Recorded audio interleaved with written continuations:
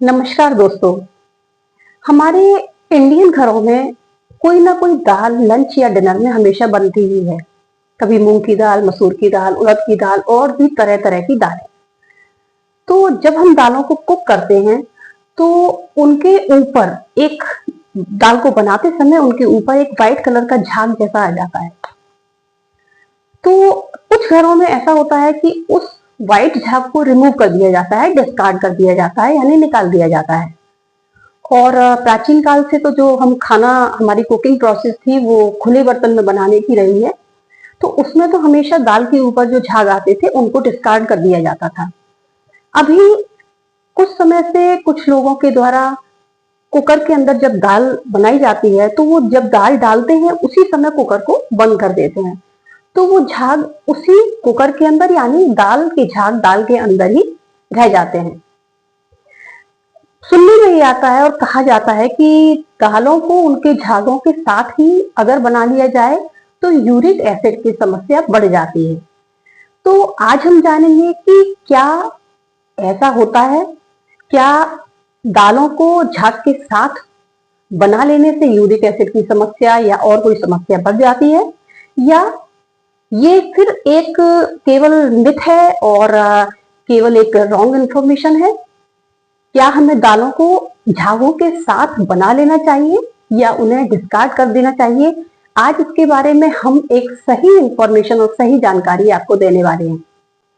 दोस्तों, दालों के अंदर एक कंपाउंड होता है, एक यौगिक, एक पदार्थ जिसे सेपोनिन कहा जाता है। ये उबलने पर फोम यानी झाग पैदा करता है। तो ये हमेशा पौधे में प्राकृतिक रूप से ही होता है, ये कोई मैन मेड या फैक्ट्री मेड चीज नहीं। ये कंपाउंड पौधे में प्राकृतिक रूप से मौजूद रहता है। तो जब हम किसी भी दाल को उबालते हैं तो उसके अंदर झाग नेचुरली प्रोड्यूस होते हैं। ये बहुत पहले ये माना जाता था कि ये सेपोनिन काफी हानिकारक है और बॉडी के लिए ठीक नहीं है।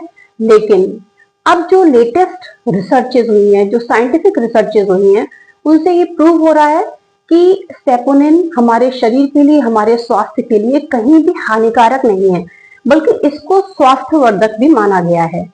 ये एंटी कैंसरस होता है, ये एंटीऑक्सीडेंट्स को बढ़ाता है, ये कोलेस्ट्रॉल को कम करने में मदद करता है और इम्यूनिटी भी बढ़ाता है। ये ऐसा न्यू रिसर्चेज कहती हैं। तो जब भी हम दाल बनाते हैं तो उसमें हम जिस भी पानी में दाल को भिगोते हैं उस दाल के पानी को एक्चुअली आप पहले धो लीजिए दाल को अच्छे से, और एक दो बार धोने के बाद उस पानी को डिस्कार्ड यानी फेंक दीजिए। उसके बाद जब दाल थोड़ी साफ हो जाती है उसके अंदर आप जो भी पानी डाल करके उस दाल को रखते हैं उसी पानी के अंदर आप अपनी दाल को कुक कीजिए। यानी जिस पानी के अंदर आपने दाल को भिगोया है थोड़ी देर के लिए, उस पानी के अंदर वो सेपोनिन मौजूद होता है। तो यदि हम उस पानी को डिस्कार्ड कर देंगे तो उसके जो अच्छे तत्व हैं वो भी पानी के साथ बह जाएंगे। इसलिए दाल को थोड़ा प्रॉपर वॉश करने के बाद, उसकी मिट्टी गंदगी आदि निकालने के बाद आप उसको उसी पानी में कुक कीजिए। और जो ये बात कही जाती है कि दाल को उसी के झागों के साथ बनाने से यूरिक एसिड बढ़ जाता है, ये पूरी तरह मनगढ़ंत है। तो आज हमने ये सही जानकारी पाई है और ये मैं नहीं कह रही हूँ, ये रिसर्चेस कह रही हैं। तो अब आपके पास दोनों ऑप्शन है, आप इसको कैसे बनाना चाहते हैं।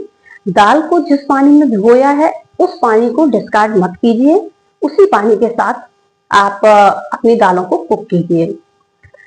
कभी कभी हाँ ये देखा गया है कि झाग के साथ जो दाल कुक होती है उससे कुछ लोगों में डाइजेशन प्रॉब्लम हो जाती है, यानी उन्हें फील हुआ कि जो दाल है वो उनको डाइजेस्ट नहीं हो रही है ठीक से, और झाग हटा करके वो प्रॉपर उनको डाइजेस्ट हो रही है। तो ये पूरी तरह से आपके ऊपर है कि आप इसमें क्या करना चाहते हैं।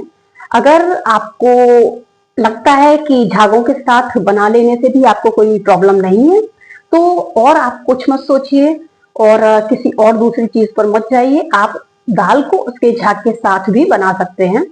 लेकिन अगर आपको कहीं लगता है कि दाल के झाग को आपको हटाना है और जैसे मैं झाग हटाने के बाद ही दाल को बनाती हूँ, उसके पीछे रीजन ये है कि जब आप दाल को कुक करते हैं तो जो झाग है उसके साथ जो गंदगी है या कोई छिलका है या कुछ उसमें पड़ा हुआ है तो वो भी झागों के साथ ऊपर आ जाती है और आप उसको थोड़ा सा रिमूव करके आप हटा देते हैं तो आपकी दाल और अच्छी क्लीन होकर के बनती है।